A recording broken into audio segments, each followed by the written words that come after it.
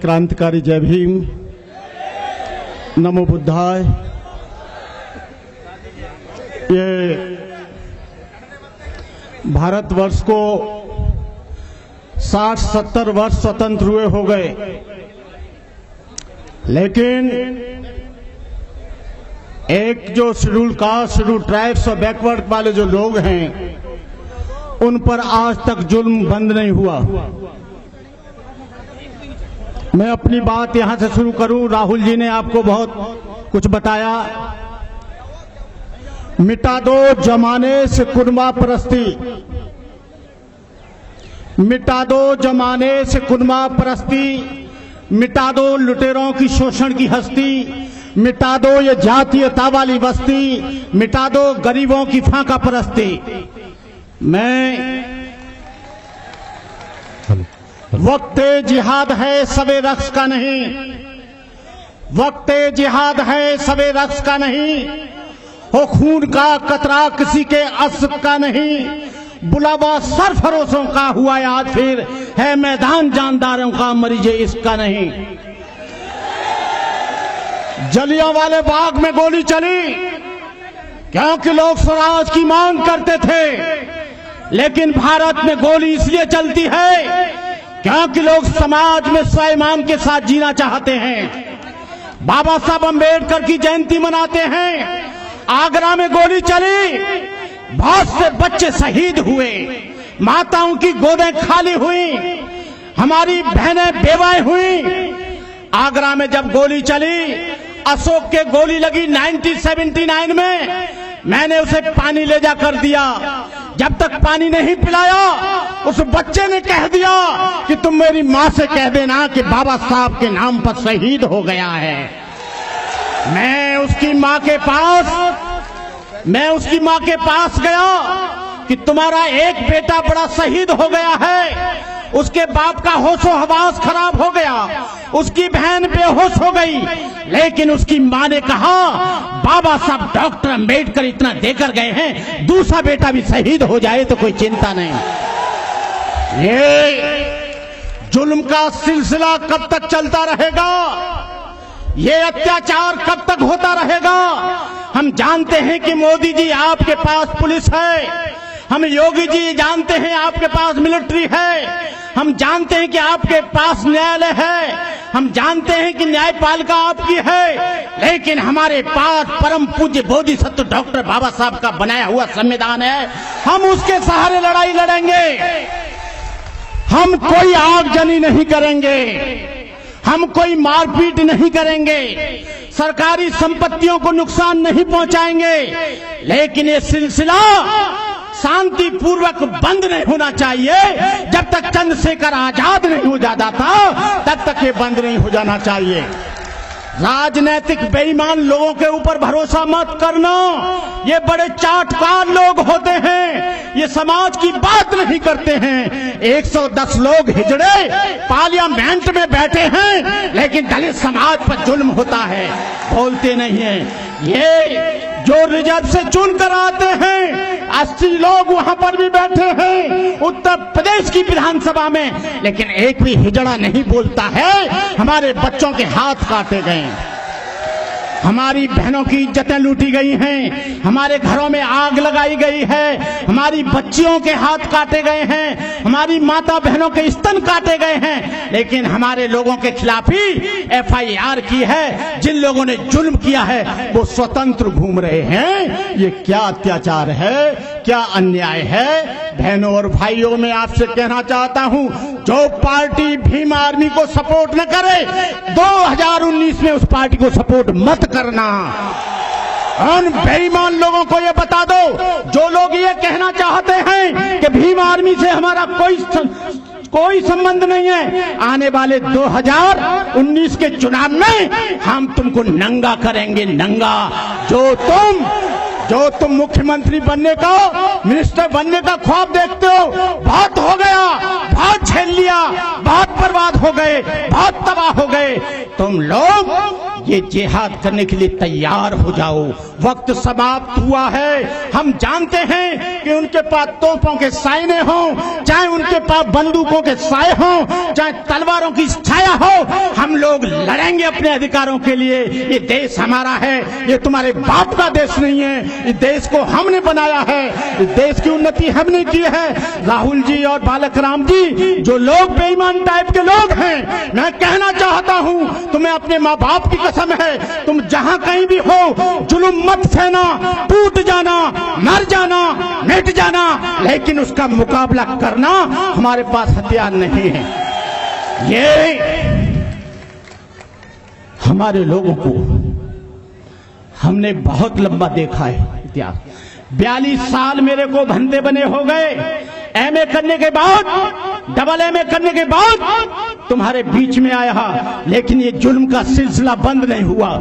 हमारे लोगों की मेरिट खराब की जाती है, बच्चों को फांसी के तख्ते पे लटकाया जाता है। जब कोई दलित स्वाभिमान की बात करता है तो उसको नक्सलाइट बताया जाता है। यदि कोई मुसलमान अपने आत्मसम्मान की बात करता है उसको आतंकवादी बताया जाता है। ये दो कौम ऐसी हैं, जेलों को देख लेना, वहां पर बैकवर्ड शेड्यूल कास्ट और मुसलमान लोगों की ज्यादा संख्या होगी, और जो जुल्म अत्याचार करते हैं उनकी संख्या बेकार होगी। तो मैं कहना चाहता हूं उन लोगों को जो भीम आर्मी का विरोध करते हैं, ये लोग कंट्रोवर्सी फैला रहे हैं, लोग भ्रामक प्रचार कर रहे हैं, तुम लोगों को सावधान रहना पड़ेगा।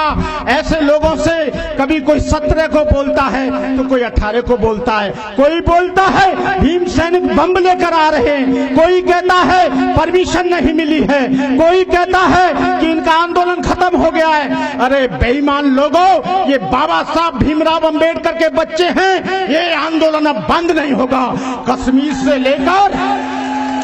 कश्मीर से लेकर कन्याकुमारी तक, हिमालय से लेकर बंगाल की खाड़ी तक, देश के हर कोने में भीम आर्मी आपको मिलेगी, भीम आर्मी लड़ेगी, भीम आर्मी अपने अधिकार के लिए। मैं कहना चाहता हूं कि जो लोग सामाजिक आंदोलन के माध्यम से, ये 3 लोग हैं इस देश के दुश्मन। रामदास आठवले ने दलित पैंथर बनाई, शिवसेना में चला गया। रामराज ने लॉर्ड बुद्धा क्लब बनाया, बीजेपी में चला गया। रामविलास पासवान ने भीमसेना बनाई, वो भी चला गया। ऐसे लोग समाज का क्या कल्याण करेंगे? ऐसे लोग समाज को क्या दिशा देंगे? ऐसे लोगों से क्या अपेक्षा की जा सकती है? हमारे बच्चे मारे काटे जा रहे हैं, लेकिन एक भी व्यक्ति पार्लियामेंट में नहीं बोल रहा है कि हमारा कई मंत्री पद न छिन जाए। बाबा साहब डॉक्टर अम्बेडकर का जो पूना पैक्ट का समझौता है 26 सितंबर सन 1932 का, उसको दोहराना पड़ेगा। बाबा साहब अम्बेडकर ने कहा था हमको पृथक निर्वाचन चाहिए, पृथक वासन चाहिए, हमको नहीं चाहिए आरक्षण, हमको पृथक निर्वाचन चाहिए, पृथक वासन चाहिए। जब ये मिल जाएगा आप पर जुल्म बंद हो जाएगा। हमारी लड़ाई कोई ब्राह्मण से नहीं है, हमारी लड़ाई किसी ठाकुर से नहीं है, हमारी लड़ाई किसी छत्री से नहीं है, हमारी लड़ाई जुल्म और अत्याचार से है। और जुल्म अत्याचारी किसी जाति का नहीं होता, किसी धर्म का नहीं होता। जो अत्याचारी होता है उसकी जात अत्याचारी होती है। इस देश में 4 जातियां हैं, एक अच्छा आदमी, एक बुरा आदमी, एक सुखी आदमी, एक दुखी आदमी, लेकिन हम लोग जातियों में बटे हैं। ये देश टूट जाएगा। मैं कहना चाहता हूं आरएसएस के लोगों से, यदि आपने जुल्म बंद नहीं करवाया, कभी आरएसएस ने दलितों के लिए आंदोलन शुरू नहीं किया, कभी दलितों की सिफारिश नहीं की, कभी अत्याचार की सिफारिश नहीं की, लोग मुसलमान होते जा रहे हैं। बाबा साहब अम्बेडकर का यहाँ के आरएसएस के लोगों को बहुत ऋणी होना चाहिए। काश बाबा साहब डॉक्टर अम्बेडकर मुसलमान हो जाते, करोड़ों लोगों के मस्तिष्क मक्का मदीने चले जाते। काश बाबा साहब डॉक्टर अम्बेडकर ईसाई हो जाते, और तुम चाह रहे हो कि ये मुसलमान बन जाएं, वो वक्त दूर नहीं है। यदि तुमने ऐसा किया तो भारतवर्ष का नाम रहमत वर्ष होगा, तुम नहीं रोक सकते। मैं उन लोगों को मुबारकबाद देना चाहता हूं। भीम आर्मी का मैंने स्टेटमेंट देखा, हमारी नेता ने बुलाया और जिसको हम वोट देते हैं, बूथ पर जाकर लड़ते और मरते हैं, उनको कभी भी बीजेपी ने ये नहीं कहा कि हमारे आरएसएस से कोई संबंध नहीं है। एक भीम सेना बनी, भीम आर्मी बनी, पूरे देश में कोहराम मच गया। शिवसेना बनी, हम चुप रहे। हिंदू सेना बनी, हम चुप रहे। टाइगर सेना बनी, हम चुप रहे। माता सेना बनी, हम चुप रहे। और बजरंग दल बना, हम चुप रहे। लेकिन एक भीम आर्मी क्या बन गई? तुम्हारी चूल्हे हिल गई। ये भीम आर्मी को, इस भीम आर्मी अब नहीं रुकेगी। भीम आर्मी का बच्चा बच्चा बलिदान देगा। अभी तो हम चुप हैं। क्या होगा? हर सड़क, हर मोहल्ले पर, हर दरवाजे पर ये यहाँ का चक्का जाम होगा। या तो तुम मान जाओ या तुम समझ जाओ। नहीं समझ रहे हो तो देश के परिणाम बहुत गंभीर होंगे। आरएसएस ने यहाँ पर गृह युद्ध जैसी स्थिति पैदा कर दी है। वो जानते हैं कि दलित इस देश का नहीं है। दलित इस देश में बिजली के खंभे गाड़ता है, लाइन की पटरियां बिछाता है, जूता बनाता है, रेलगाड़ी चलाता है और उन पर जुल्म होता है। मैं आप लोगों से ये गुजारिश करूंगा कि आज के दिन कोई भी किसी भी तरह का आक्रोश भरा नारा नहीं लगाएंगे, कोई भी तोड़फोड़ नहीं करेंगे, किसी भी तरह का विवाद नहीं करेंगे।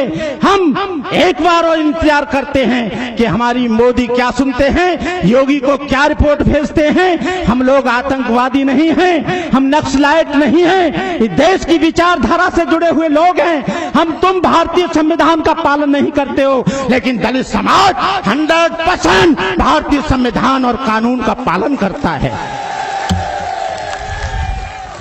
बहनों और भाइयों, मैं ज्यादा कुछ न कहकर मैं आप लोगों से गुजारिश करूंगा, जब आप अपने क्षेत्र में लौटें, इस आंदोलन को और तेज करने का मौका करें, इस आंदोलन को धारदार बनाने का काम करें। हर जिले, हर तहसील में करें, हर ब्लॉक में करें, चाहे वो 50-50, 100-100 टेने के रूप में जाएं। इस देश की व्यवस्था को चरमरा जाएगी। यदि ऐसा नहीं हुआ तो मैं आप लोगों से गुजारिश करता हूं, खाओ कसम, जो भीम आर्मी को सपोर्ट नहीं करेगा उसको वोट नहीं देंगे,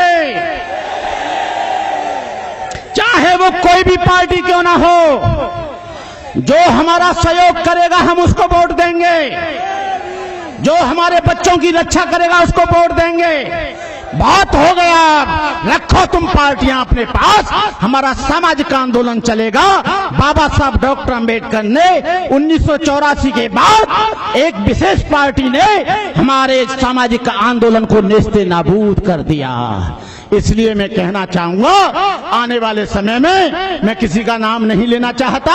आप सोचो, समझो, जानो, पहचानो कौन दुश्मन है, कौन मित्र है। इन्हीं शब्दों के साथ मैं अपनी बात समाप्त करते हुए, जब तक हैं ये चांद सितारे, जब तक है धरती अंबर, भारत ऋणी रहेगा उसका, अमर रहेगा अंबेडकर। जय भीम, जय भारत।